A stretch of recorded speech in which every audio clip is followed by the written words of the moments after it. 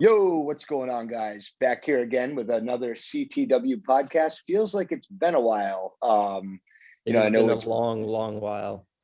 it feels like it's been more than a couple of weeks, almost a couple of months. But obviously apologize. There's been a lot of stuff going on. We're kind of getting to the end or just finishing up the what was the COVID version of the 2020 regular season, if that's such a thing, if that's not much of an oxymoron. And getting back in the swing of things with the podcast. Hopefully this will be a little bit more consistent.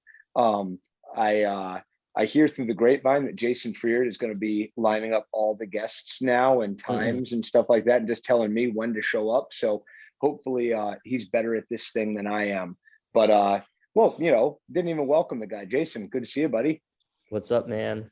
Yeah, I can line up some guests if you want. We've had a lot of requests over the past few months for certain guests to get on, and I think we still got a little bit of pull. We could probably get some good guests on here, I think. Well, so how's that work? People are they hitting you up at tournaments, like when you're there and when they run into you about wanting to come on or suggesting somebody? What's going on with that? Yeah, people like DM me on Facebook and stuff and say, "Oh, get this guy on, get this guy." And I'm like, okay, well, I just tell them to talk to Mackin. Well, I keep my phone on Do Not Disturb now, so that seems like a losing battle. Yeah. When Gina had Molly over the summer, like so when my daughter was born last summer, I was home and kind of off work for 2 weeks, and I put my phone on Do Not Disturb, like just so I could be attentive to whatever I need, being told what to do essentially, and if I was left to my own devices doing the wrong thing. But the like a week after, I realized it was still on Do Not Disturb. And then I realized, hey, I kind of like this. It's not so, I sort of like the phone not going off. So you just kept it on? Yeah. So if people try to contact me and I don't get back to them, it's nothing personal. I'm just, I'm unplugging a bit. I don't think it's, probably a bad idea, but no, there's nothing wrong with it. I mean, it is 2021. You do kind of have to be connected, but I don't got a problem with it. Right. Yeah. So I don't know. I'm just this side of just moving into a log cabin with no electricity and God knows what to do to occupy my time. But no, it's been a cool season. From I've been focusing a lot with ground control and the MMA team that I coach, and we got a lot of good things that happened. Tucker Lutz, who was one of our guests on here before, I think he fought he spoke with us right before he was about to go on the Contender Series, right? Yeah, and I think we had a follow up where he didn't get picked, but since then he's gone back again and got selected for the contract. Am I right? Right. So yeah, the first time before we spoke to him was in September, and he won his fight out there on Dana White's Contender Series. And what they do is they have like a mini fight card. It's about five or six fights throughout the evening. The winners go into a green room, or they call it, it's like a cafeteria with like subs and stuff like that. It was held at the UFC Apex, which is phenomenal. Like I put like a video of me in our locker room, and it's like, it's a phenomenal establishment. I love the place. But he went out, fought, fortunately won. In the first go around, they said, hey, we really like you. We want to see you again. We're not giving you a contract, but we'll invite you back to Contender. He came back in November to the Contender Series again, fought another guy in the same boat, won his fight on Contender, and it was almost like an eliminator for a contract. Beat the guy pillar to post, and at the end, Dana offered him a contract, and he's getting ready May 15th at UFC 262 in Houston, Texas. He's going to be fighting on that card, fighting a guy named Kevin Aguilar, who's has about 5 or 6 fights in the UFC. So a lot of my time going to not just him, but the other fighters as well. Yeah, absolutely. That's awesome. And, he certainly earned that shot. And, hopefully he can get a win out there. Yeah. So he has a 3-fight deal right now. His manager is actually Brian Hamper, who was a former coach at South Carroll. I mean, habitual cheater. And They I'm cheat a lot assuming at that South Carroll. absolutely. And I'm assuming that if, you know, things don't go his way in a couple of the fights, somehow Hamper is going to be able to cheat. I'm expecting him to be ringside with, or cage side with the steel chair and a distraction for the referee if things look like they're going poorly. But we don't expect that to be the case. Obviously, rooting for Tucker, Franklin High grad, former wrestler, state qualifier, and doing great things on the MMA circuit. So, what's going on in the wrestling circuit? You know, I know there's obviously you and I got to the play-by-play for the Franklin Fall Showcase. I thought I had a blast. I don't know about you, but I mean the production on that was awesome. I loved everything about it, and great matches as well. Yeah, that was cool. And it was cool kind of seeing, you know, a couple of those guys, you know, throughout the year. You know, obviously that was at the CTC facility in Eldersburg. And I mean, that place pretty much, I mean, if there was a wrestling event in Maryland this winter, it was at the CTW facility. And I mean, basically, you know, Sean Gertch and, you know, Doug Yoakum with the MJWL basically single-handedly saved Maryland wrestling for this winter. And anybody that really wanted to, you know, wrestle locally in Maryland was able to because of that facility. And, you know, they capped it off with, you know, in Ocean City with the MSWA championship. But, I mean, You were down there for that, right? yeah, I was there, and it was, I mean, great facility. You know, it was kind of funny. We were, the first kind of event was the NHSCA did a fall national duels down there at the Ocean City Convention Center.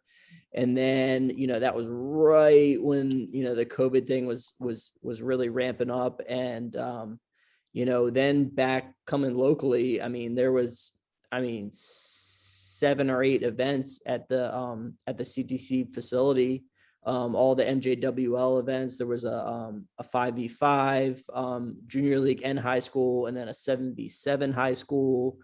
And, you know, now they're doing some freestyle and Greco stuff there. So, I mean, it's, you know, as far as I know, there, you know, the schools aren't open yet. And, you know, Gertch and CTW has basically single-handedly provided, you know, wrestling opportunities in the state of Maryland. There's a couple of places that, you know, are trying to, but I mean, that's really where you got to go to wrestle in the state of Maryland right now. Right. Yeah. And I think it it seems a little like tooting our own horn because, you know, this being a CTW podcast and giving such a big shout out. But I mean, we really didn't do too much. It's all right. Yeah. Gertch. Full disclosure, Jason and I did nothing. No. And, you know, we don't deserve any of the credit. No, I would, that, you know, we did the play-by-play, you know, and I was up there, you know, helping coach the headhunters for some MJWL stuff. But I mean, Gertch and, you know, the Warriors crew up there, you know, really, you know, Doug Yoakum with the MJWL and that crew. I mean, they did all the work to put that in, and it was, you know, it was pretty cool. I liked it. I mean, as far as like, you know, wrestling wise, it was, a lot of the events were time driven, right? So if you were in a certain age group or weight class, you would show up at a certain time. You know, there's a weigh in, you did the weigh in, you wrestled within maybe like 2 hours, right? And then it was like, get out because of the capacity restrictions, right? So, you know, as far as like junior league wrestling goes, I'd like to kind of see them stick a little bit more to that, right? Because it's more of a traditional setup for, you know, growing up playing soccer and baseball. It's like, hey, we got a game on the weekend. It's at 1 p.m., right? And you know, right. Like, hey, all right, my game's going to start at 1, and then it's going to be an hour or 2 or whatever, and then you go home. You can kind of plan your weekend around it. Whereas we all know from being involved with the sport for years and years and years, you know, wrestling tournament, it's like, oh, when's my kid going to wrestle? I don't know, man. Like, we're going to get there at 6:30 in the morning. We're going to weigh in, and we're probably not going to get home till, you know, 9 a.m. at night. So, right. just show up and, maybe your kid will wrestle, a couple of matches. So I think this COVID setup, I'd like to see it kind of stick with the times. And, some of these times, your kid would wrestle between maybe say 10 and noon, and they get 5 or 6 matches and then, head on out. Right. So, Yeah. I mean, as far as the 45-minute wait rule and all that, like none of that was sort of, adhered to, that you see in high school. But I mean, it is what it is. And, Sure. it went off really well. It's weird in jujitsu. So like competitive jujitsu, which is a micro discipline, as I like to call it, of mixed martial arts, the grappling aspect of it. When I started competing in those tournaments, that's how they're run. Like you run one weight class, finishes up, and then the next weight class starts. I mean, you go start to finish with it, with the exception of like some large events for the finals in like the black belt divisions or whatever the case may be. But yeah, like it's, I know, like it was kind of cool. Like, of course, the first time coming up as a wrestler, I was like, what is this bullshit? Like, like weighing in right before I go out there and compete and having to stick, one after the other. But for example, I'm in Lisbon, Portugal at the European Championships, and it's a multi-day event. And, I show up and it's like, all right, you're going to be Friday at 1 p.m. And it's like, all right, so I can go knock around Europe and stuff like that and sort of see the sights a bit. I wasn't consumed throughout the entirety of the tournament. If they did one match a day, or, in the case of wrestling tournaments, one match every 2 or 3 hours, that takes up the whole day. I could see that. I mean, I could see that definitely being a benefit. As far as growing the sport, getting younger kids involved with, parents and having, multiple kids and all this kind of stuff, I think it's a positive to, as far as, getting more people involved in the sport and not having like, oh, I can't commit, the time to go a whole weekend, because that's how much they take up. So sure, we'll see how much it sticks once we hopefully get back to somewhat a normal situation here. But I liked it.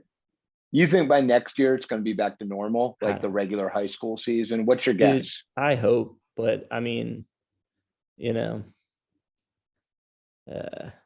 I can't predict that shit anymore.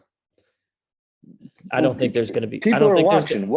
No, I don't think it's going to be normal next year. I just don't, because people are scared of stuff. So they're going to have weird rules and someone's going to do, I don't know. I don't think it's going to be normal next year either, to be honest. Yeah. You got your vaccine, right? Yeah, bro. Johnson & Johnson. Me too. Johnson & Johnson, the one shot.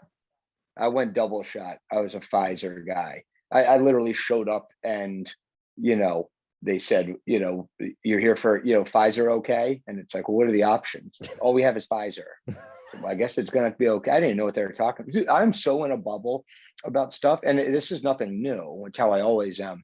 I remember last year at the state tournament for high school, like somebody came up to me and they're like, man, we're lucky that we got this thing in. And I was like, yep. Like, I didn't know, maybe it snowed somewhere or something. Yeah, Corona. And I was like, talking about beer? What is this guy talking about? And then like a week later, the state shut down completely, or the world shut down. Like I had no idea what was going on. So like, the vaccine, I didn't really know that there were even options. I thought it was just like Tylenol, something like that. Well, look, I hope it gets back to normal for next season, but I don't know. No, man. And look, I hope everybody's out there staying safe. Again, I know that for a couple of people, that were tuning in on a weekly basis with us during the actual lockdown when we weren't allowed to leave the house and all that. I know this was kind of like an escape. Hopefully we can get back into a routine with it. And like I said, Jason can handle the lining up the guests. And if you are interested, he's definitely the guy to talk to about it. And look, if it's good to know that if we're not back to normal next year, that there's organizations and locations, like CTW, that's going to put together the Champions Training Center and have events there. I feel safe knowing that there's going to be wrestling of some kind, some sort going on next year, even if it's not, Yeah, I season. mean, and even in the spring. So, I mean, I know there's I think it's May 2nd. There's a freestyle and Greco tournament there, Sunday, May 2nd. And you have the the Maryland State freestyle and Greco championships coming up on I think it's May 8th in Middletown. Nice. So there's some stuff going on, and just gotta hopefully keep the ball rolling. I mean, Yeah, I hope those get good turn. Like it's I can't say enough. I know that you weren't a big freestyle guy or a big Greco guy in high school.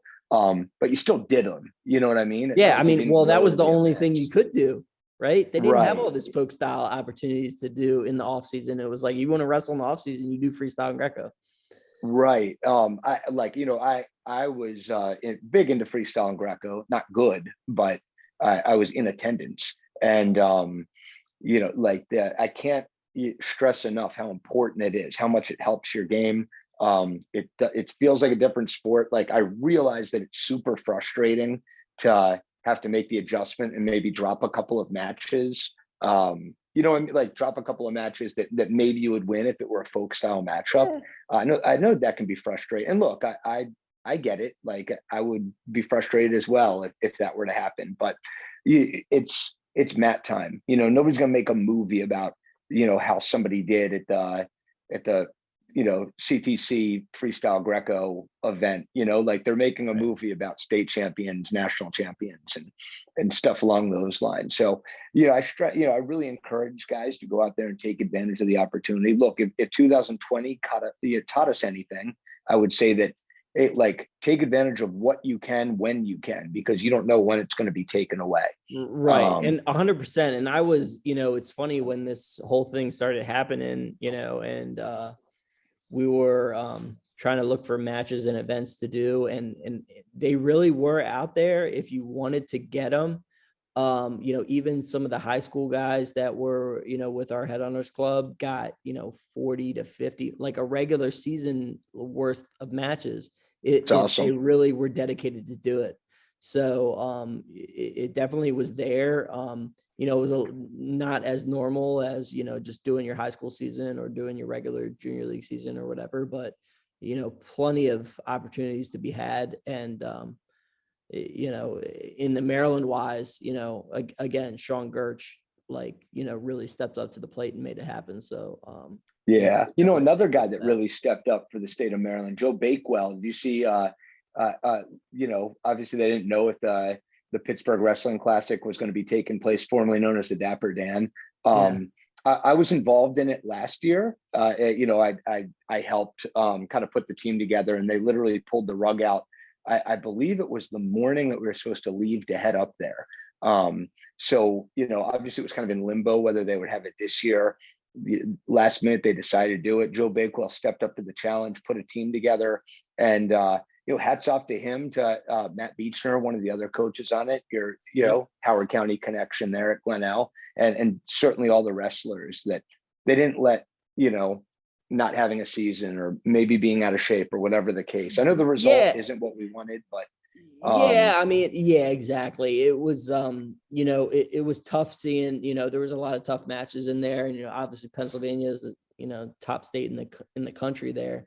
But yeah, you do have to remind yourself that, Pennsylvania actually did have a wrestling season.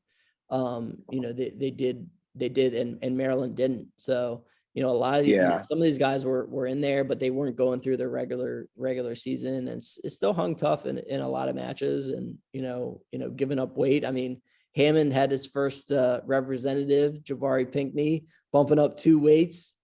That was awesome. Yeah. So, and, he was like, all right, whatever, just step up and wrestle.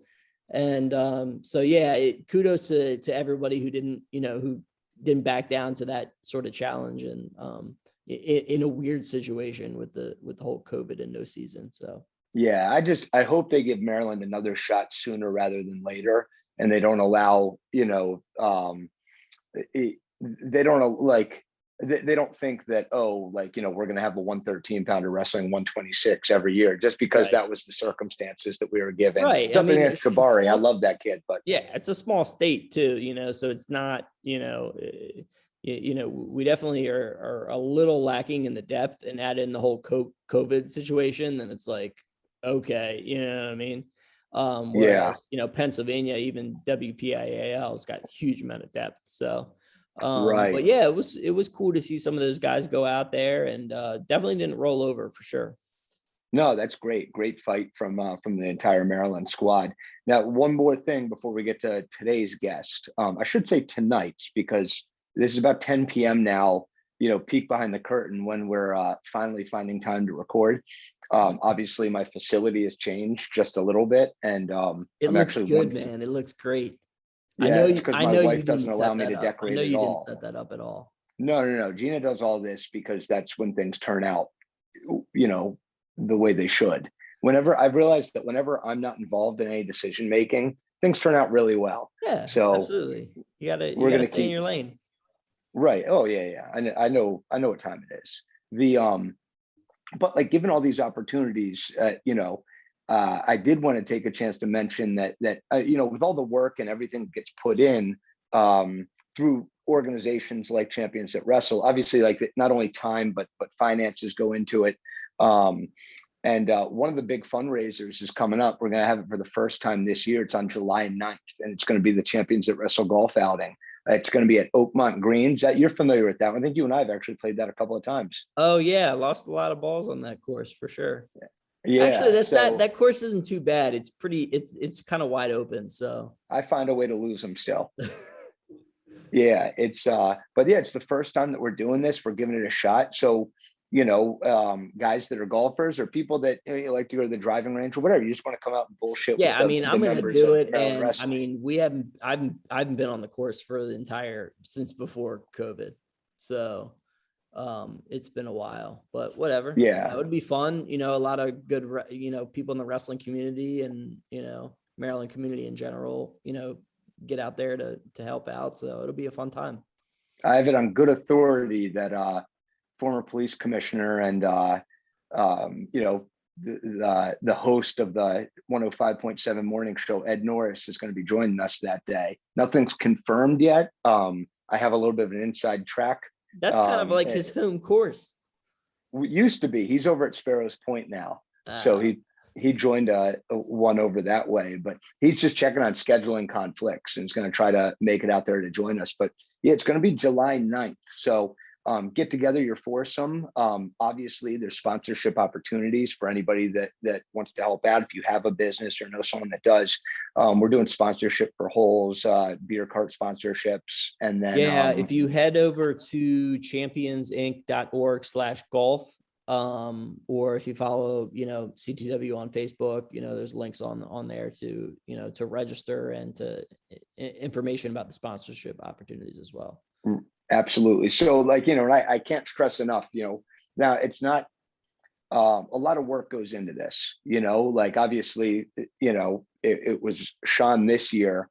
But you and I have been in there in the past and know how much time goes in, and just giving these guys opportunities. All the money, 100% of the money goes back to helping wrestlers, high school and youth. So nobody's well, I'm not. If somebody's making money from it, then certainly not.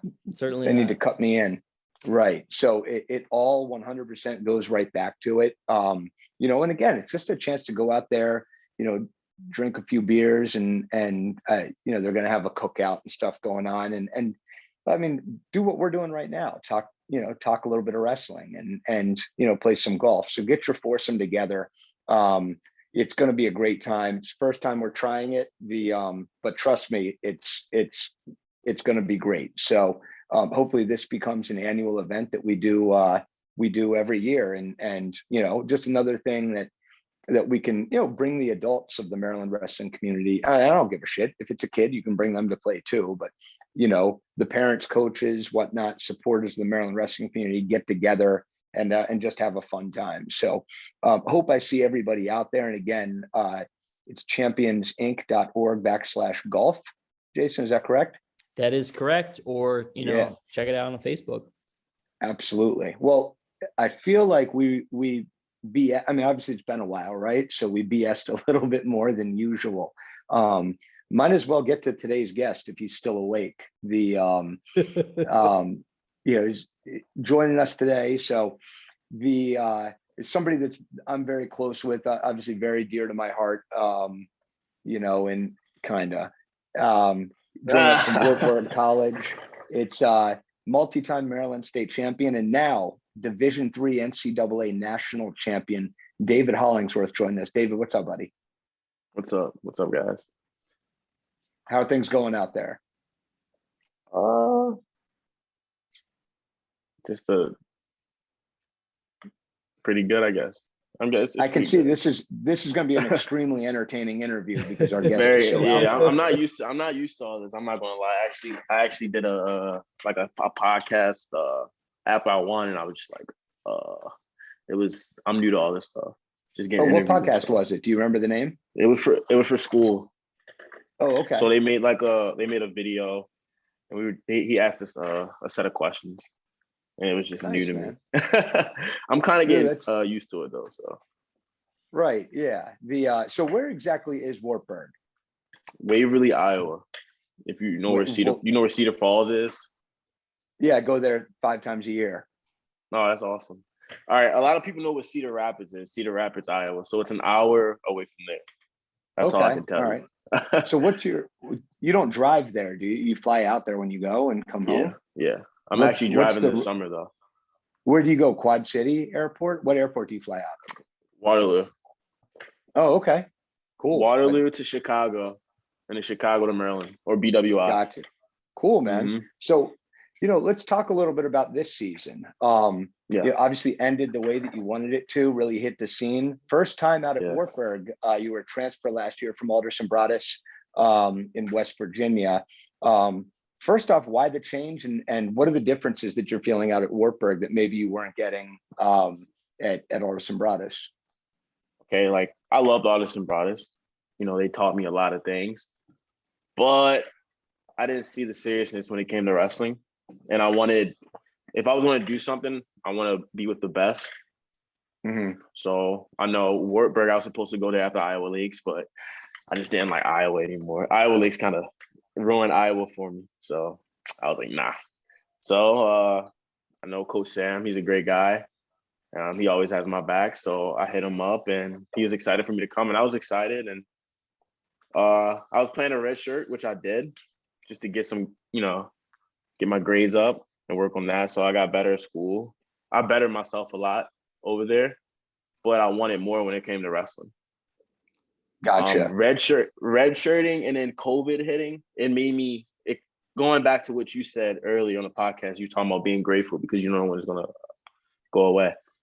Just redshirting and COVID made me so grateful to be a wrestler. And it just changed my mindset. And I knew what I wanted. So right. No, so when you talking about being a serious wrestler and that's more on the administrative side. I know that Coach Gardner, he doesn't have a paid assistant or anything along those lines. The facilities are probably a little bit different from one to the other. It's obviously doing their thing out in AB and since Sam's been there, he's had a couple of national qualifiers. So he's heading in the right direction. I think he had their first national qualifier in over 20 years, if I recall. Wasn't it Jamar? Was it Jamar? Gino, it was Gino. Yeah. 97. Yeah. So doing great things. Now, once you got to Wartburg, what was the first thing that stood out to you about the wrestling program or about the facilities that made you want to go there? Nice facilities. Very nice facilities. Let's just get started with that. We actually just got a new gym put in. I forgot what it's called. But it's nice. And our old facility is going to be an exercise science lab. So we're going to have VO2 mask in there. And it's just an exercise science lab. It's going to be pretty dope. The team stood out to me too. So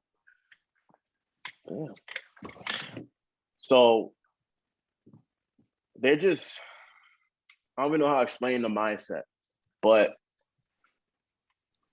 they believe in themselves, if I may. Wartburg, we breed out a lot of national champions, and that's the I can't think of the word. No, that's the ultimate goal. That's why you get into wrestling, to be the Yeah, best. yeah. But that's, oh my goodness. I can't think of the word right now. Well, good. We're off to a great start. So now, like, talk to me about this. You go out to your first year competing at Division III, and you go out and win a national championship, pinning your guy in the finals. Does part of you wish you would have taken that shot at D1 to see what you could do at that level, or do you think D3 is the spot for you? I definitely wanted to do D1, but at this point, my whole thought was trying to get through college the cheapest way. Okay. So Cool. What are you studying? Exercise science. Okay, good. What other than, coming to ground control and being a professional mixed martial artist, what's your backup plan with that degree? When you finish up at Warburg. I was thinking about coaching somewhere around East Coast and then get my master's. I was looking into the psychology field. I feel like Okay. it's really interesting. So Like sports psychology is what you're sports thinking? psychology, yeah. Just like Or mental just health. psychology in general? Okay, Mhm. cool. Help athletes. When did you decide that? What made you decide that? Addison Brothers. Yeah. Top Okay. exercise science school in West Virginia. Nice, Great man. school. Very great school.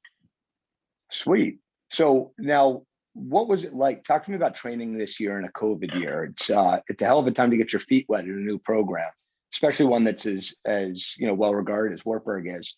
What were practices like structured different for limited capacities? Did you have to take COVID tests? What's going on? Oh man, a whole lot of COVID tests. Like a whole lot. I remember we had to go against Iowa State. We COVID tested 3 times that week. So Wow. that was a lot of COVID. Yeah. Training. I was going through a lot of injuries because of COVID. Just taking all the gyms being closed, not being able to roll around, put my body through a toll. Going from just kind of just exercising, doing strength and conditioning, straight to scrapping Iowa style. Injuries back to back. Our practices is not really different. They're like an hour and a half. We warm up and we scrap. And if you want to get working on your own, you just come in. You come in earlier, you come in after. Yeah. So, and I take it you took advantage of some of those opportunities. Yeah, very. Yeah. Definitely. Just so everybody knows, full disclosure, the gym that I run over in Owings Mills, Reisterstown, somehow David accessed a key to that facility, and I would walk in at all hours. Didn't matter whether it was first thing in the morning or the last thing at night, or I get like an alert about a water leakage or something like that, and I have to drive in at 2 a.m. I'm seeing him doing something there. He's working out there so much. So, the work ethic is obviously that of a national champion. The results obviously show. When did that start as far as your work ethic goes? I just knew what I wanted. And this is my mindset. I like to think when there's sleep, I'm working. Like when you're wiping the crust out your eyes, I'm working. You have to get uncomfortable if you want to win at the end of the day. If you want to get better, you got to get uncomfortable. You got to do more than you did yesterday. You got to keep pushing yourself. So that was my whole mindset. If it was late summers, if I couldn't sleep, I would just go on ground control, hit the bag, anything. Just something productive, something that's going to help me better myself. Yeah, I mean, that's nothing new from college. I mean, in high school, you were doing this sort of stuff too. I know that your dad was a huge influence on that. Your dad would,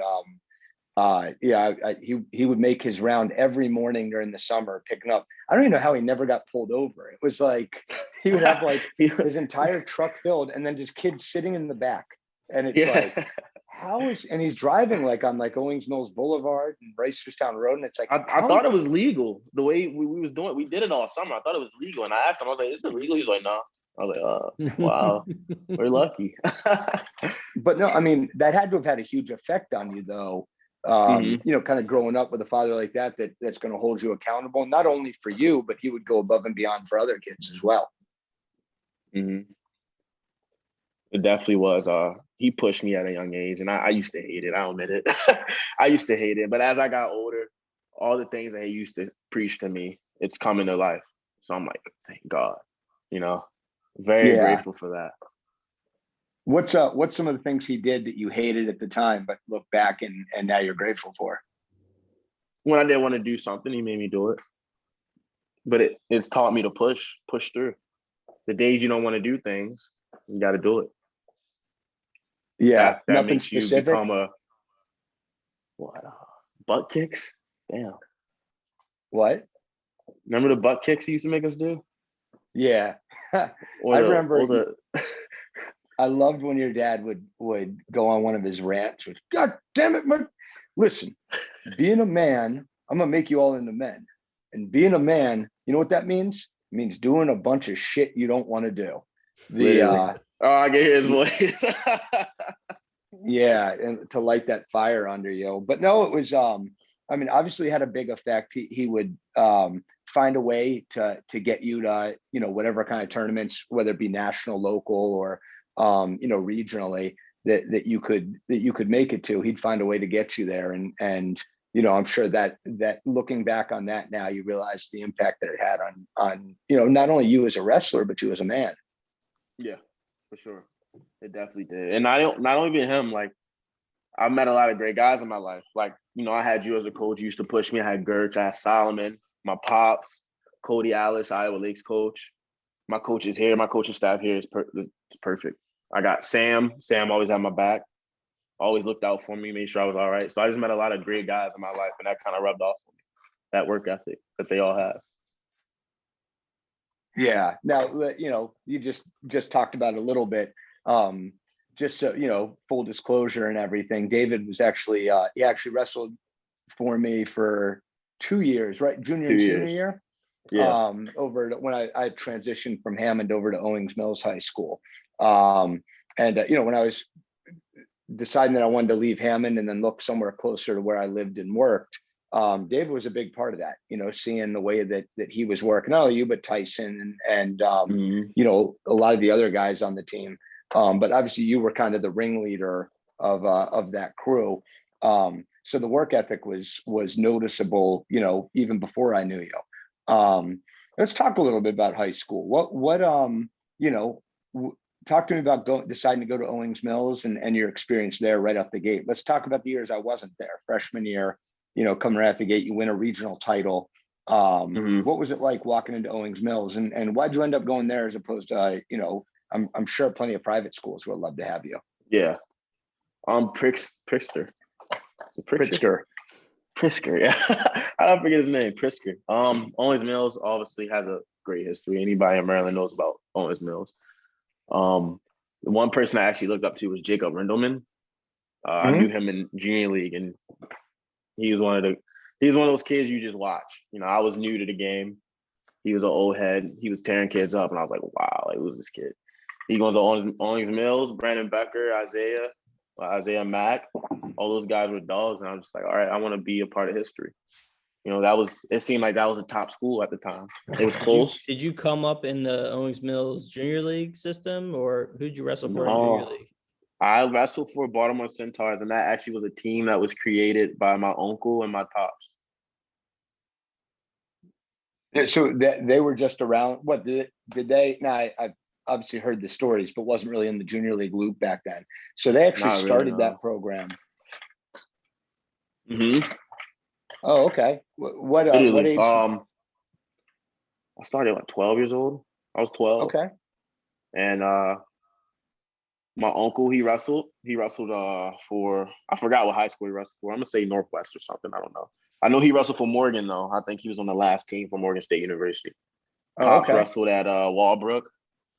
And we just got a bunch of inner city kids who just wanted to wrestle. And we were pretty good. We were taking teams out. First year, taking teams out.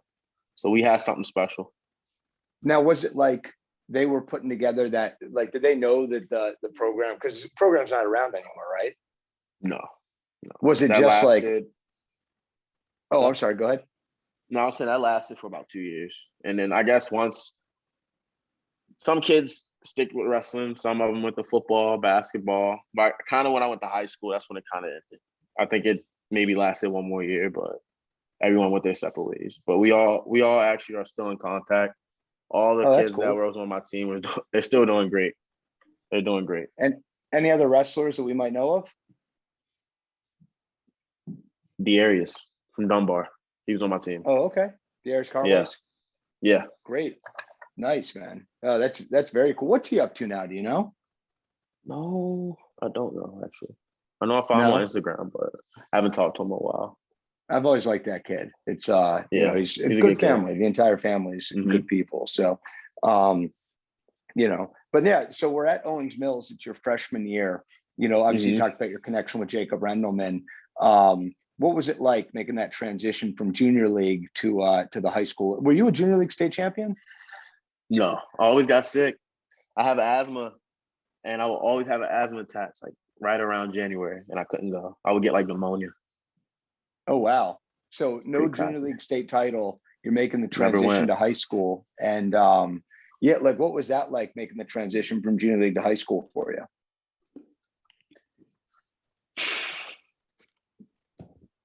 Don't know. I really don't know. I remember my first tournament in high school. I won it.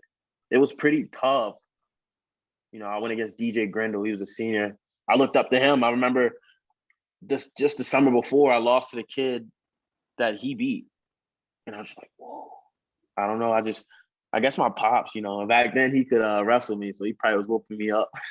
Just got me tough. Got you ready for it? Yeah. Well, I mean, I think that you were always a threat from freshman year on for that state title. I mean, had a real close heartbreaker your freshman year in the semifinals, and then yeah, you did.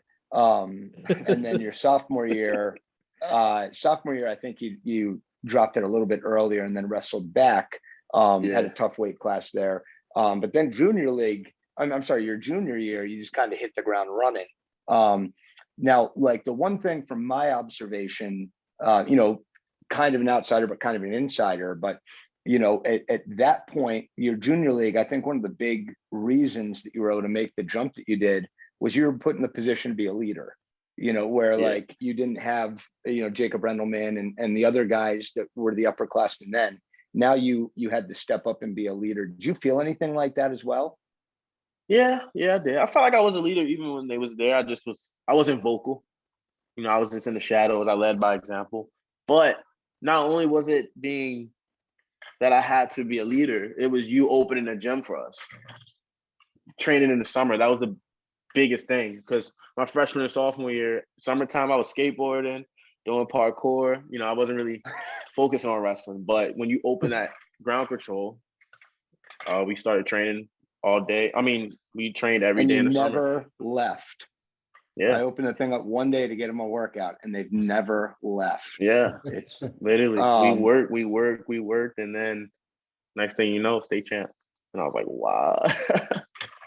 Yeah. I mean, so what's that tell you? What's the lesson that you give to kids right now about off-season wrestling? Consistency. That's the biggest thing. It's just consistency. It's an everyday process. You don't got to try to kill yourself every day, but just doing something every day that's going to help you progress, you need to do it. Absolutely. Now, like your junior year, you know, it's dropped a couple of matches during the season. I was there for those. Went on to the state tournament, ran through it. In fact, I think you were ranked number 2 in 1A, 2A states that year, and then ended up majoring your guy in the finals. Your senior year, nobody was touching you. You know, undefeated, wrestled everybody put in front of you, beat everybody put in front of you. And then, you know, won your state championship again after that. I mean, it was a huge jump, but I noticed like a mental edge changing, even between your junior year and your senior year. Something clicked with you mentally. Like, can you talk about that a little bit? I knew I was coming to college, so I knew I had to work harder. And when I have a target on my back, I don't like to be caught. You know, I don't want anyone catching up to me. So just the fact that I won states my junior year, I was like, no one's catching me. You're not going to take me out my senior year. This is my last ride. I was talking to Joey Thomas about that, and just having our last ride, and we was like, "There's no way, I just can't." Right. And Joey Thomas wrestled your teammate in the finals that year, right? Poor Tyson. Yeah, that real nice to have a motivational conversation with the opposition. I'm sorry. But, he's a Tyson. nice kid, so Yeah. It's all good. So talk to me about that target on your back. Are you feeling that now that you're a national champion? Yes. Yeah. How many? What are we doing? So how many years of eligibility you have left? I have 2 more. Okay. I haven't decided if I'm gonna take that free one yet. It's wherever my life takes me. It will be cool to, see the next chapter in my life. But I'm pretty good at this sport, and I want to see how far I can actually go. Yeah, that's an interesting choice that, pretty much everybody has to make this year, right? Because, even, across the board, it's a free year, right? Is that how it works? Just like it doesn't even count almost. Mm-hmm. That's exactly how it works. We got Kyle Briggs. He's coming back. So another national champion. He was was he 74-pounder this year? 74 this year. Yeah. Gotcha. Yeah, he's a beast. How's that conversation go with your coaches? Like, I'm assuming the coaches kind of want everybody to come back, or like they're just supportive in whatever decision people make. I'm pretty sure it's supportive. I didn't really talk to Briggs about like what they talked about, but I just know that he's coming back. He made that decision. I'm pretty sure it was hard to say no, but yeah. Those guys, they wouldn't do that, From a coach's perspective, though, think about it from a coach's perspective. You sort of want to know in advance, right? Because they need to know what weight classes to recruit for.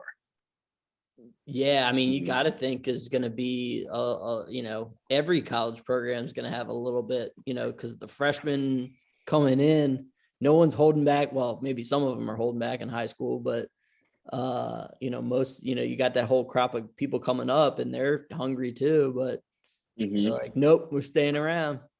Mm-hmm.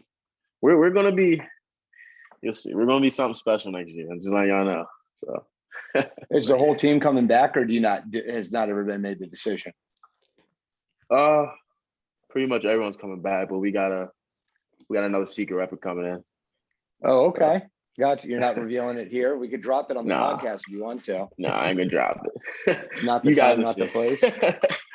So how was this season compared to like a normal season? How many matches do you have before that national? And the national tournament was originally like canceled, right? And so we were the only NWCA decided to put something on. Yeah, I believe USA Wrestling decided to put it on, which is NWCA. We were the only NCAA we were the only tournament they canceled. They had D2s, they had D1s.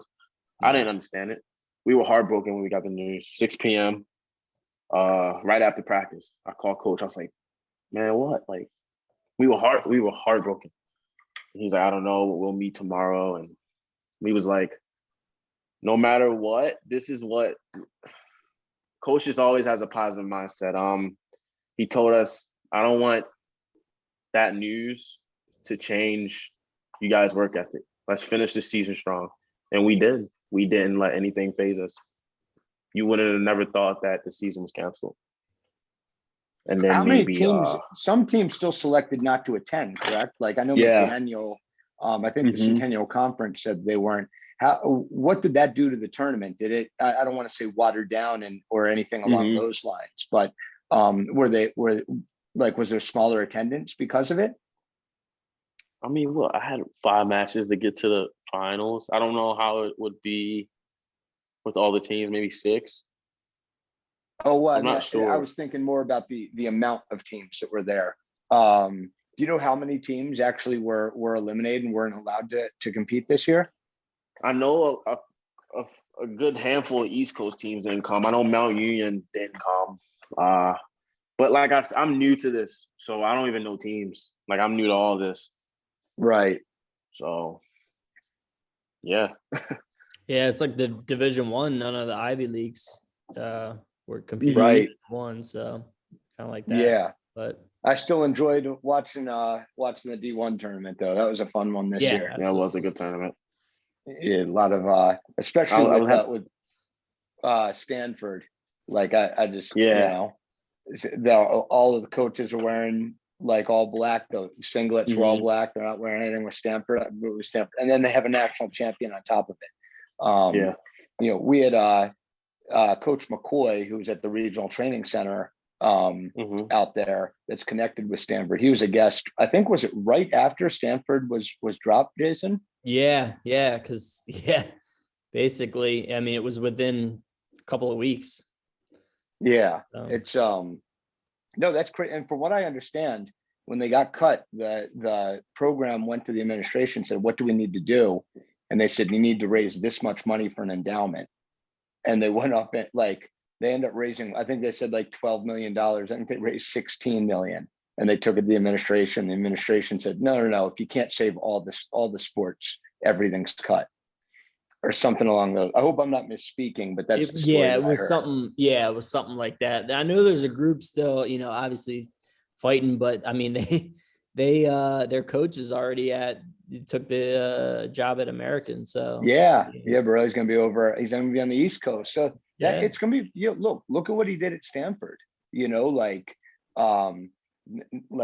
could bring that to East Coast. It's going to be a fun time with obviously University of Maryland and Coach Clemson, but Kerry Colott now having his first year at the Naval Academy, and then see what American does. I'm interested to see. It's going to might be a fun little area to watch college wrestling in. Yeah. Mm-hmm. No, that's cool. So you're saying you don't know whether you're coming back or not. What's your plan after college? Do you have an idea? And we joked about it.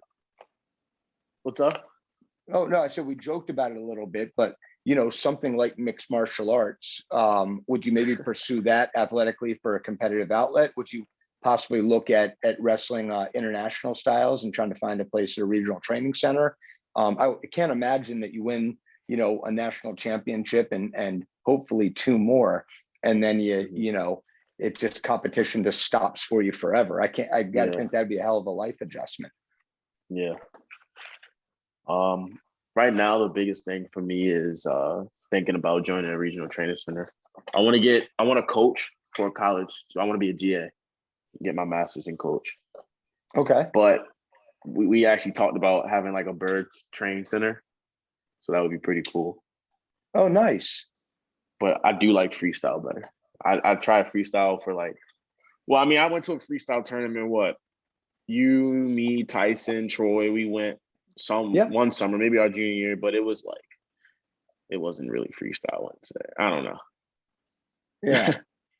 For but I went to broke U23. as I was, it was a hell of a time buying free USA cards and all those entry fees for you guys. Still waiting for that for you to get me back as as I was but I went to U23s, then I fell in love with freestyle right there. I was making so many mistakes though. I didn't know what I was doing. I was getting pushed out. I'm like, I keep forgetting. There's a lot of things I forgot, but just the fact that it's mainly takedowns and neutral, that's my go-to. So I really like it. It's fun. I've been growing on Greco too. Yeah, no way. That'd be kind of fun to watch. See if you compete on the Greco. So I mean, either one would just kind of be cool to see. And what an opportunity, how many people get to finish up college wrestling and then still have that opportunity to compete? That would be, and then if you could do it, you're saying Wartburg's looking to possibly open an RTC? They were talking about it, yeah. Keller. Oh, that'd be very cool. Yeah. Yeah. Do you know where do you want to move back east, would you say? Or you think Midwest? Are you a Midwest boy now? Not a Midwest boy right now. I was actually thinking about, like I said, I wanted to be a GA. I was thinking about coaching somewhere near home, maybe PA. Not too close to home where I'm 5 minutes away. I don't want to be that close, but at least an hour or two. Just I can stop by and say hi, because I do miss my friends. I miss my family. And I've been gone for a while now. So yeah, well, let's talk about that a little bit, because I'm sure that a lot of the people that tune in are either, wrestlers that are looking to possibly wrestle at the collegiate level, or it could be parents of high school wrestlers as well. I think one thing that kids don't, I'm sure parents think of it, but the kids don't think about when they're making that transition. When you go to school, halfway across the country, it's not like you can just hop in your car and drive home when you need to do your laundry or something like that. Was it an adjustment for you to be so separated from where you grew up, and what was that like? Very different. Like I said, Iowa Lakes kind of ruined Iowa for me. That's why I didn't commit to Wartburg right then and there. But just growing up in Maryland my whole life, I wanted something different. I always wanted to travel, and that's still on my list. I will travel one day, but that was on my list. I wanted to go somewhere far, and crazy, I picked Iowa every state. But it was a great learning experience. I don't regret it at all. I learned a lot. I met a lot of people, a lot of great people, and it rubbed off. So, why did you decide to do the JUCO route? Oh, cheaper. It was all financial. Yeah. Oh, okay, cool. So it's now, would you recommend that for? Well, I mean, look, in some ways it could be a benefit wrestling wise. Like if you're, somebody like you that hasn't really been away from home too often, or maybe if somebody lacks maturity, which I can see you do or I could have seen you do at times. Maybe it's rather than go to a D1, D2 or any NCAA school, going to a smaller JUCO to get your feet wet, making that transition. I mean, it's not just in the wrestling room, smaller classrooms. I take it, less kids in your classes, more attention from the instructors. What are your thoughts with that? I guess it's, at the end of the day, it's whatever they want. It's whatever you want. I personally did it because of the money situation. I kind of didn't want to pay back loans.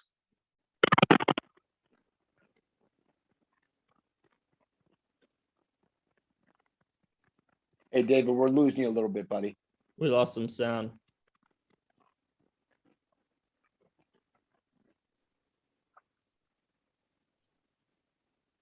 Well, hopefully we'll get him. We'll get him back. Hello.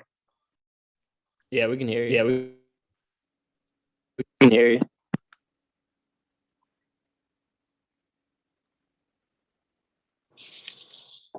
In the meantime, Jason, what are your thoughts with that? Is he back with us?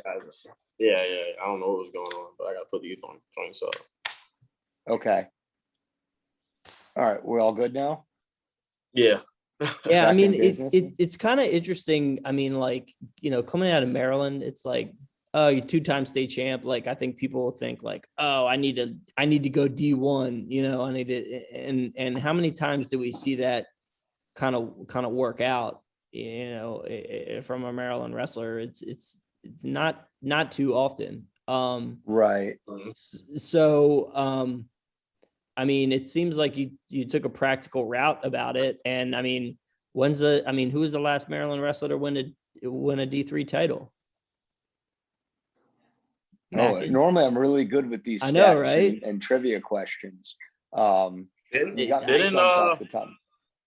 Owings Mills dude, what was his name? Steve Kessler? He won a JUCO national title. Okay. Yeah.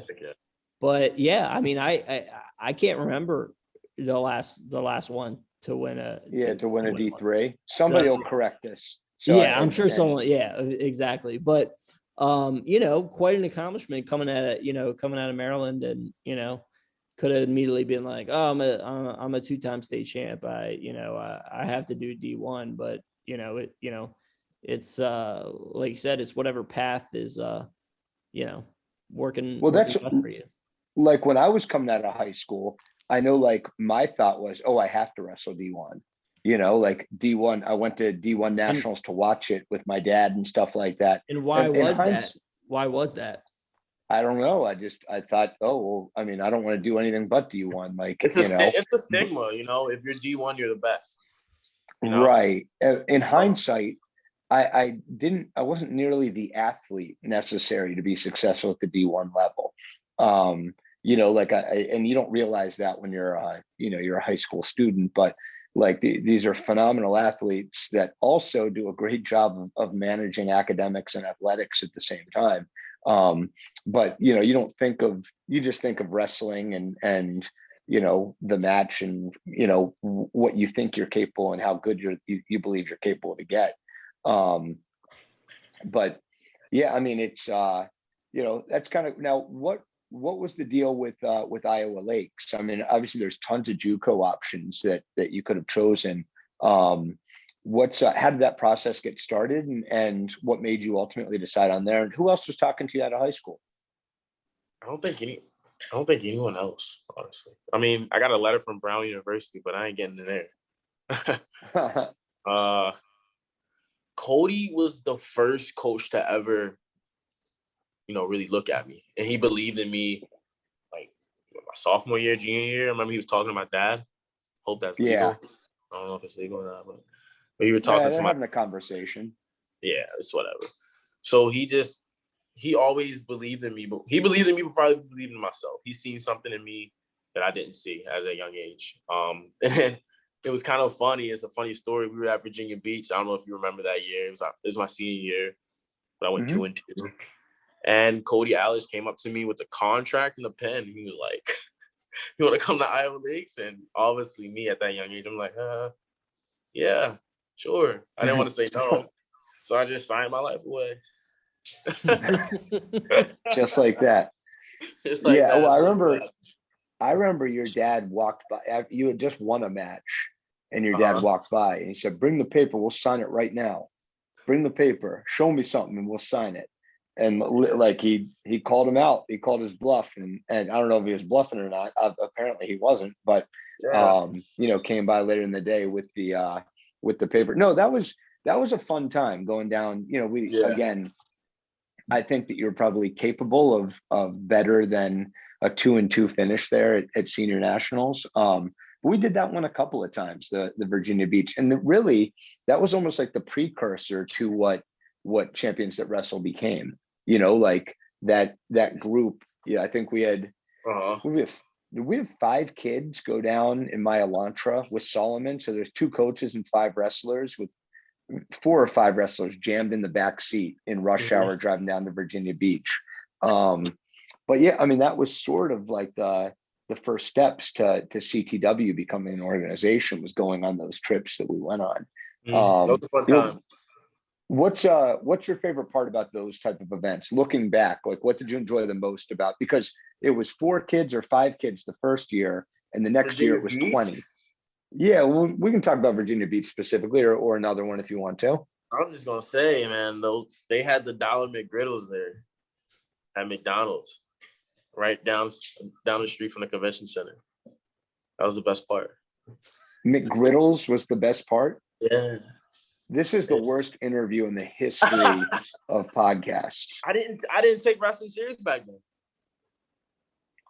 Right. I didn't even want to be there. I did not want to be there. That's an inspiring story to all the people tuning in. No, I mean, I'm not gonna let you get away with that one. Like that's you're not getting off that easy. You certainly did take wrestling seriously. Your results within the state of Maryland show and speak for themselves. So I mean, obviously you took wrestling seriously. Was it a matter of you were kind of wrestling in your bubble, like in the state of Maryland, and then you didn't realize? Maybe I wasn't fully invested. How about that?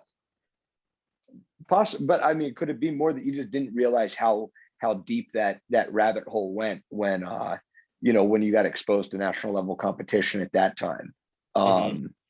Because whatever it is, some adjustments were made, coming into to college. You go to Iowa Lakes as a true freshman, you take 4th in the country, 3rd in the country the next year, and at times you were ranked number 1 in the country, and now you're a D3 national champion. So something changed for you. When did it click? Being at Artisan Brothers. Okay. Yeah. That, like I said, it made me grateful. Red shirt and taking a whole year off. Just seeing everyone else wrestle but me, I was like, dang, I really miss this. Like, I miss wrestling. And that was probably the first time I ever said it.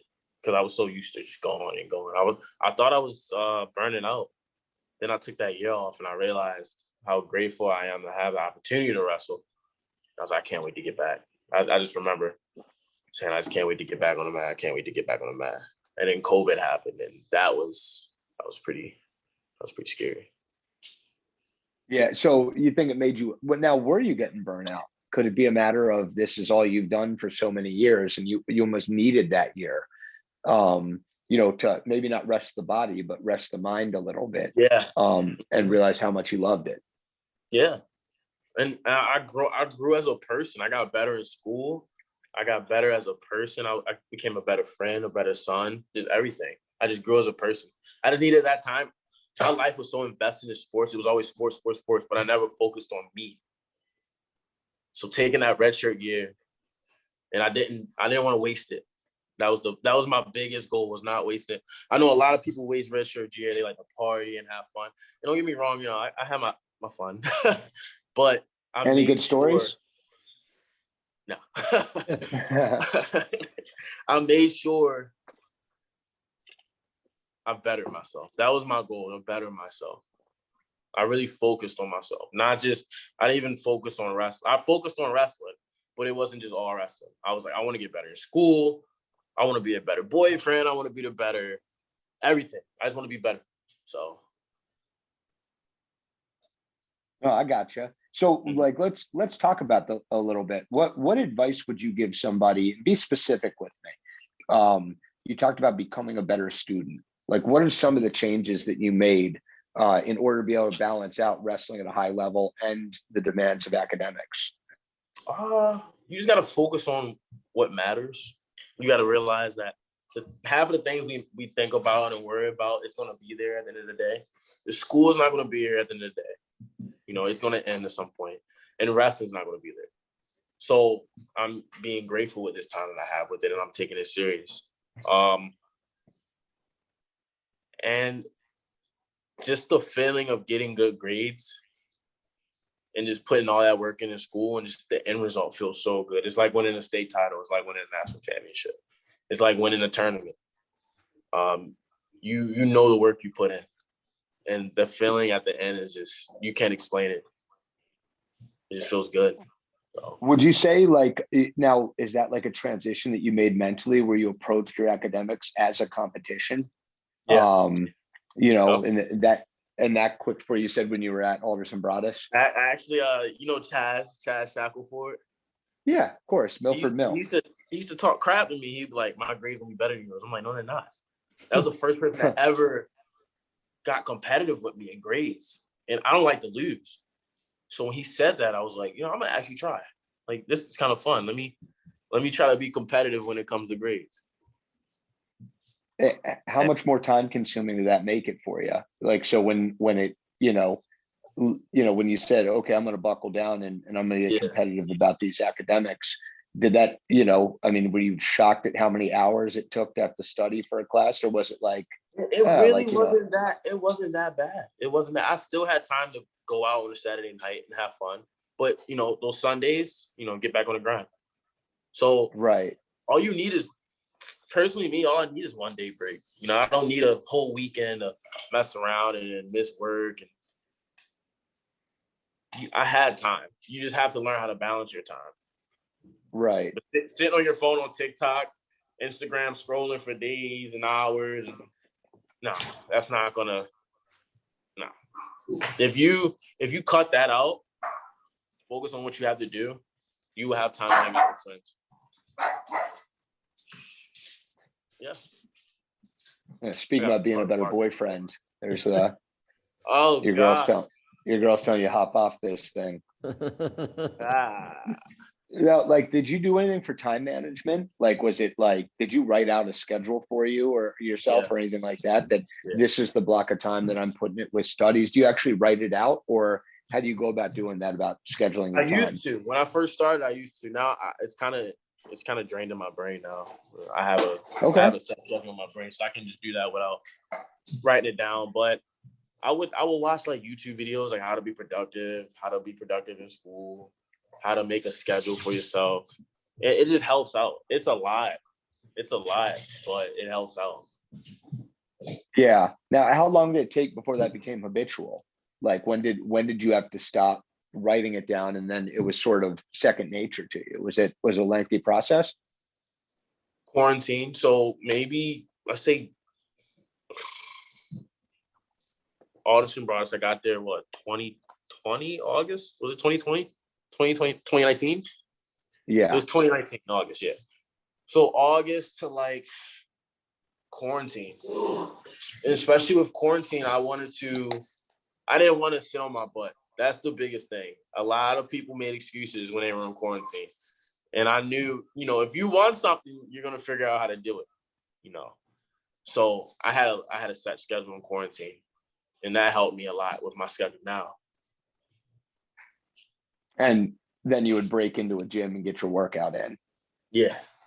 Did you schedule times to go when you knew I wasn't going to be there? So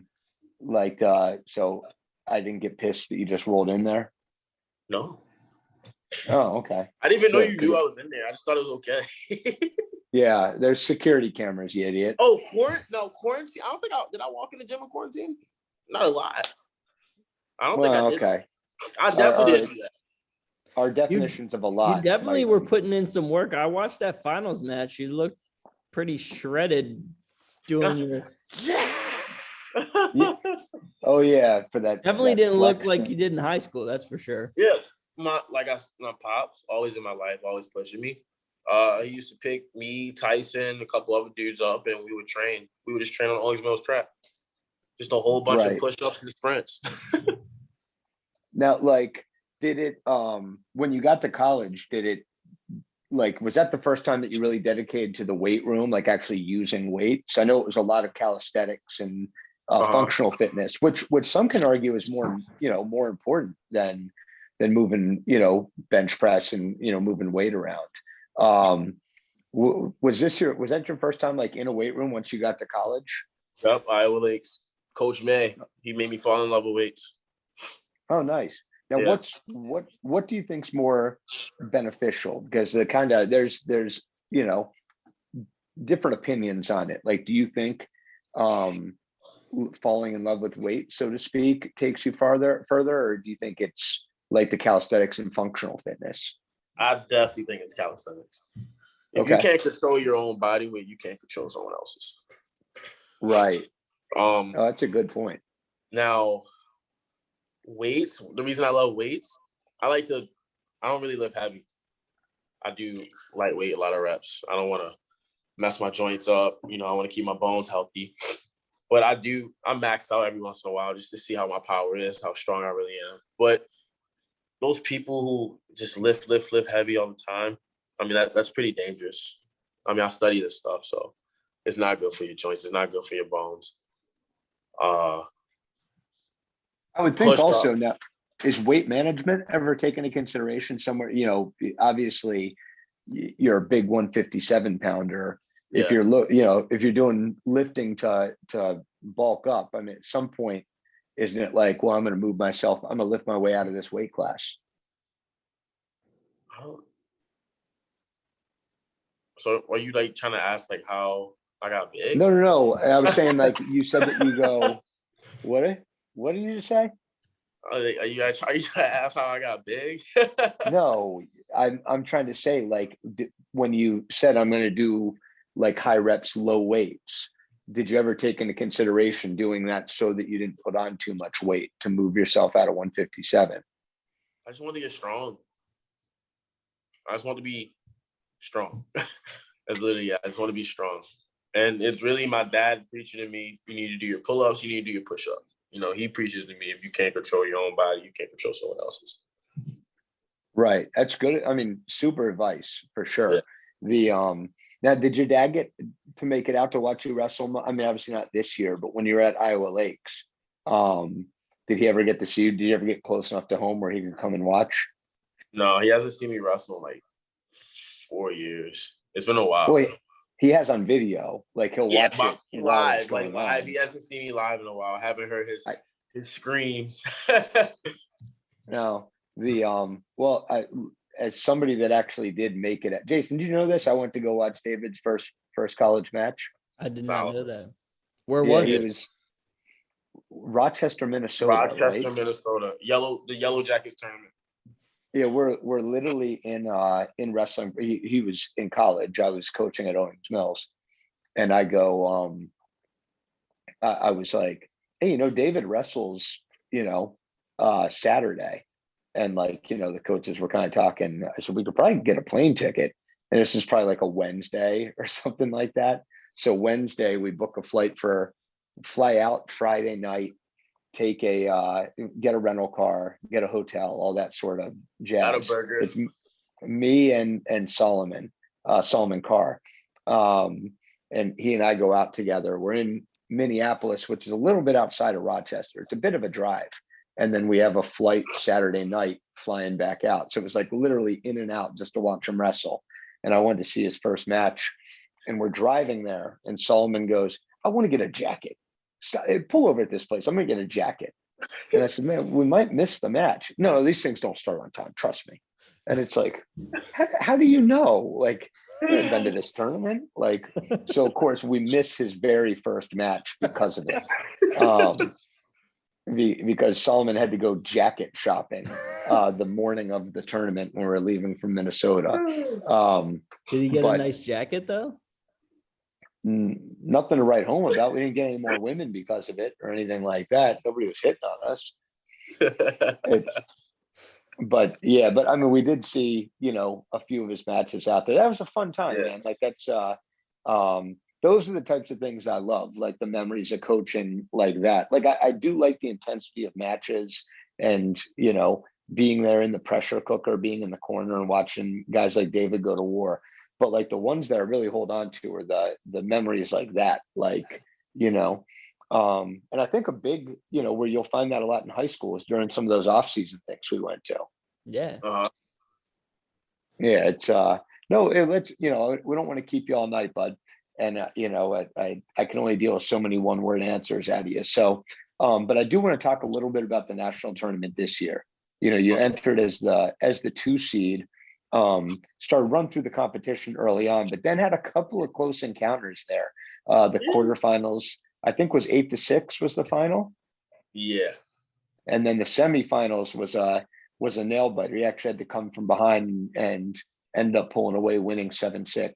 I think it was 7-6. What's your thought in the semifinals? Now, one, did you know who that was? Have you wrestled them before? Anything like that? Were they on your radar whatsoever? Because I think they knocked out the 3 seed, right? I didn't know who he was. Now I do. Well, yeah, now you do. But yeah, he came out. What are you thinking? I mean, obviously, you're not the lower number on the scoreboard very often this year.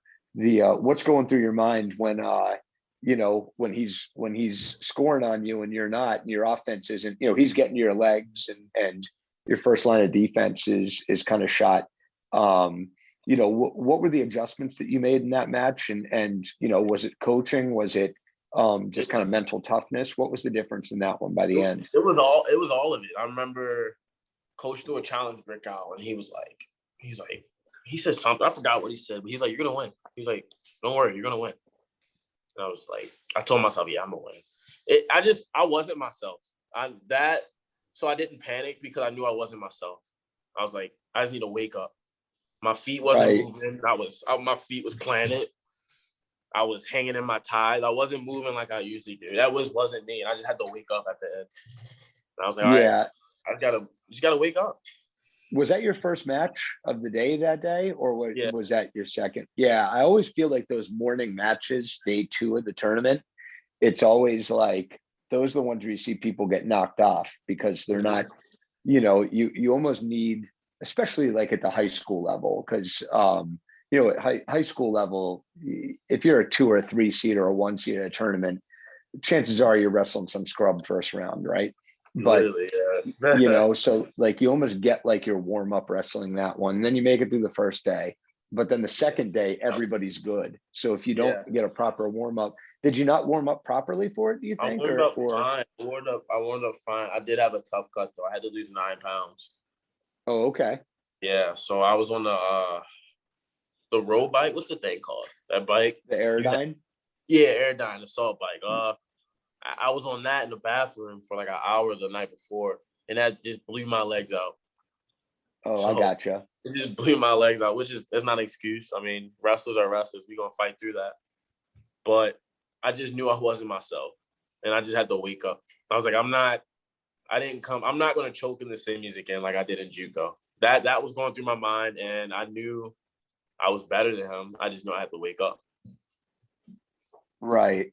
Yeah, and I mean that's something to be said. Learning from the setbacks and at the JUCO, it was almost like you and the Iowa Central kid were on a collision course with one another for the finals. You guys were 1-1 that year against one another, I think, and then end up dropping that one in the semis. That was a little heartbreaking, but then obviously learned from the mistake and came back, and that wasn't the case this year at nationals.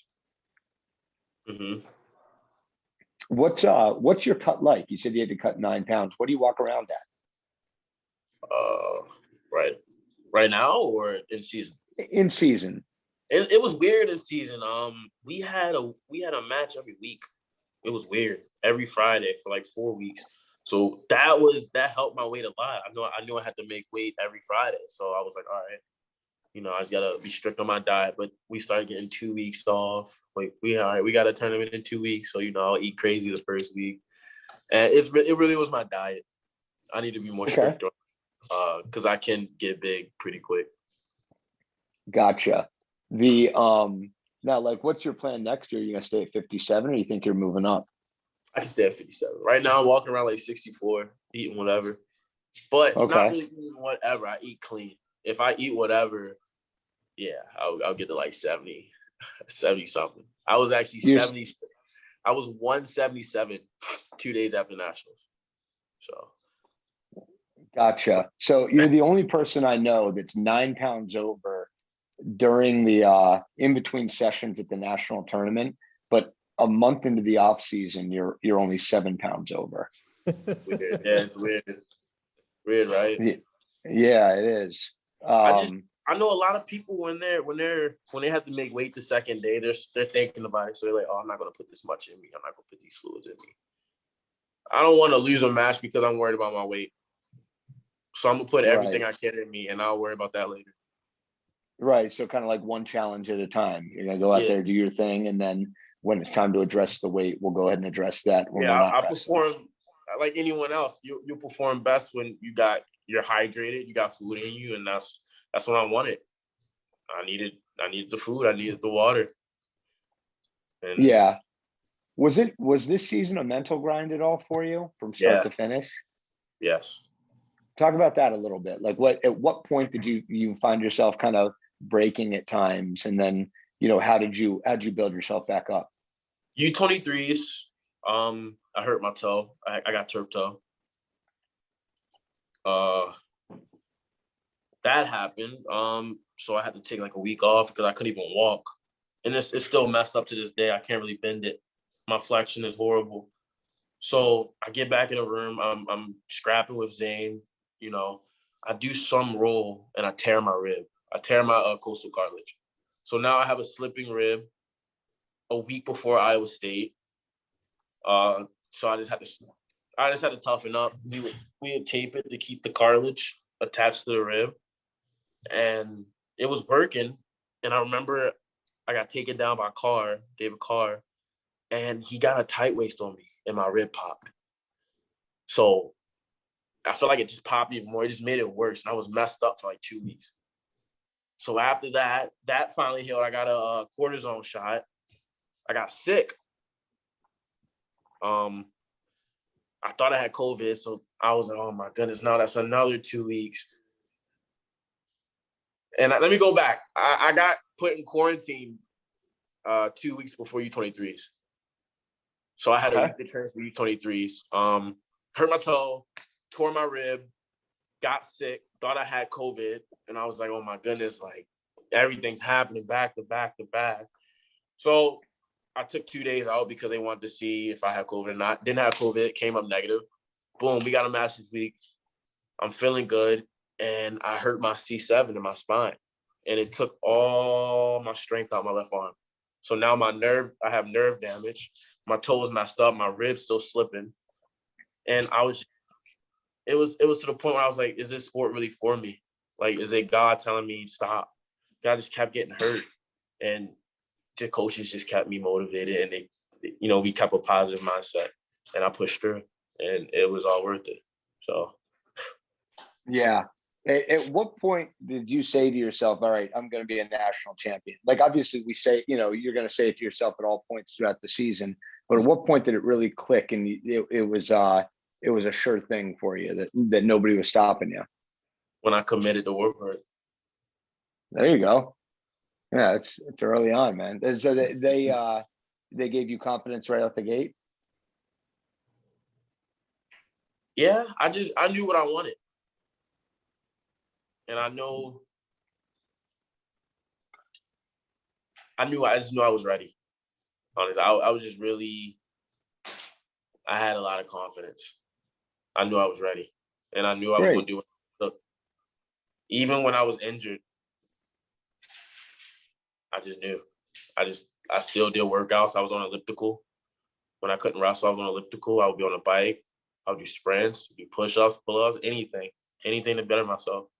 And then once my body started healing up, which was about a week or two out of nationals, I started feeling good. I was like, oh, I'm dangerous now. I was like, yeah, I'm dangerous. I feel good. I haven't felt this good all season.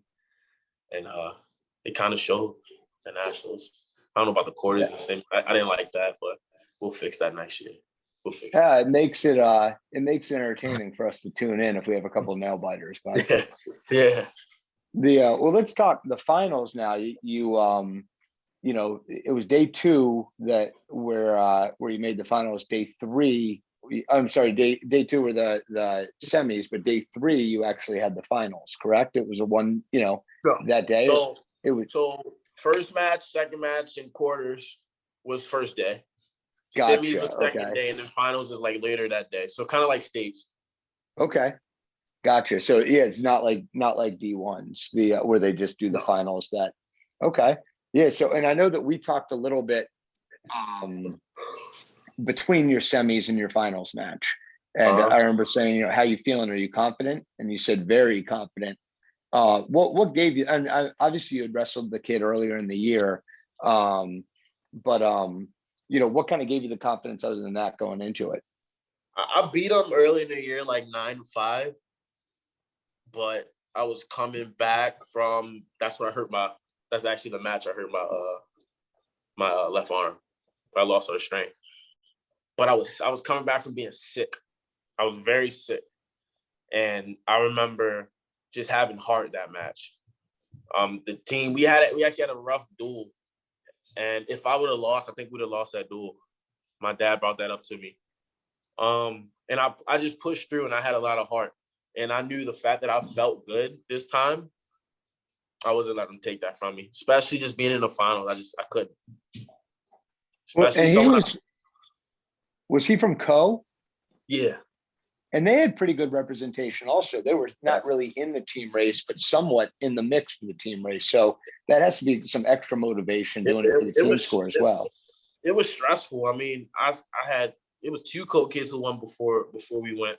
And one of them beat my teammate, and it was just Co. And we were just all like, it might have been 3 of them actually. 3 of them won, all in the finals, and it was all before me. And I was like, I just remember being in the tunnel and looking at everyone, and I was like, that's just not me. This Co kid's about to lose. That's not me. And I was breathing, just trying to zen out, I guess, calm down, and just the biggest thing was to have fun though. So talk to me about that some. You said like biggest thing, have fun. You think not enough people do that? They don't. They let the magnitude of a situation like the finals or whether it be the national finals or the finals of a weekend tournament. Would it benefit people, you think, to take a step back and say, hey, just remember, we do this for fun. Go enjoy yourself. Does that make you wrestle better? Yeah, I was being myself. I remember in high school, I used to stress. I didn't like being talked to. I didn't like being touched. I just wanted to be alone when I was about to go up. I was just myself. I was listening to music. I was dancing, getting loose. I was just happy. I was just happy to be there. No matter what happened, I was gonna be grateful. And I just remember going out there and just being calm. That was really it. I don't know.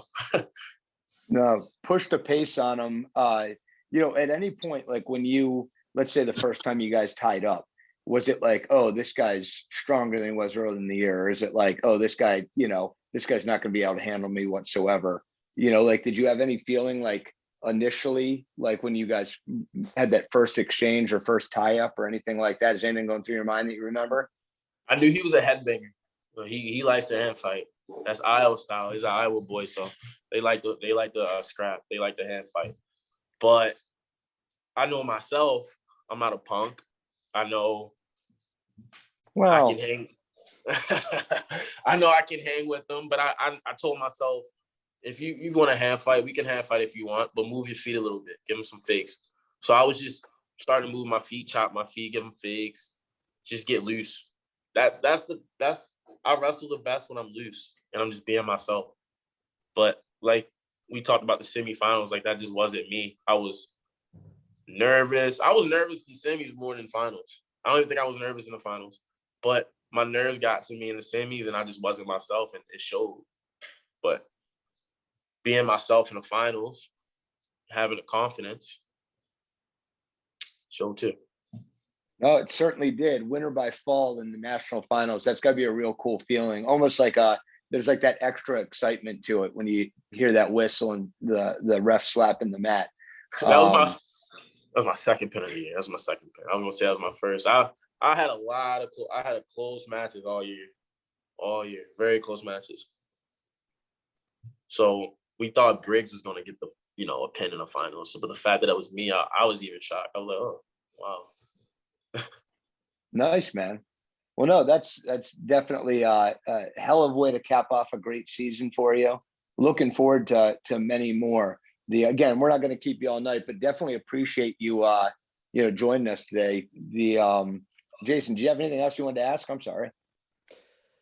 No, I enjoy hearing this, and it was exciting I'm really curious when the last time we had a Maryland guy win a national title. Aaron Brooks, he just won. I was gonna say, well, besides this I year. won first, though. I guess I won first. Right. Yeah. The last D3 national champion from Maryland, I can't say I recall off the top of my head, but hopefully somebody will correct us. David, do you have anything else you wanted to say or tell people where to find you, anything like that? No. That's how I'd expect him to another one-word answer to close well, out the show. we appreciate let's you coming put on. it this way. I'm thankful for you guys to have me on this show, though. This is my second podcast. I'm getting a little better, I think. Yeah, man, practice makes perfect. Right? You were worse the first time? Yeah. You should have. I wish I recorded it. It was bad. Well, I tell you what, let's work really hard at it, and maybe during the season next year we'll check in with you again. Then hopefully after the season, after you win another national title, we'll have something else to chat about. So no, we really appreciate you taking your time. I know it's late at night out there in Iowa for you. It's an hour earlier than it is for us. Yeah, but, Joe's is about to open right now. I'm sure for a college kid, spend your Saturday night talking to two old fat guys. That's not how most college kids envision the college lifestyle to go. But, no, Dave, great seeing you. And talking to you again. Definitely keep in touch and congratulations on everything from everyone here at CTW. We're really proud of you. A guy that again we looked up as. We kind of look at you as like our initial class coming up through the CTW program and seeing what you've accomplished has been amazing and hopefully an inspiration for other kids out there like you. Absolutely. Thank you. Cool. Thank you. Well, in that case, we really appreciate it, everyone. Thanks everybody for tuning in once again. This is another episode of the CTW podcast, and we'll see you next time. Adios.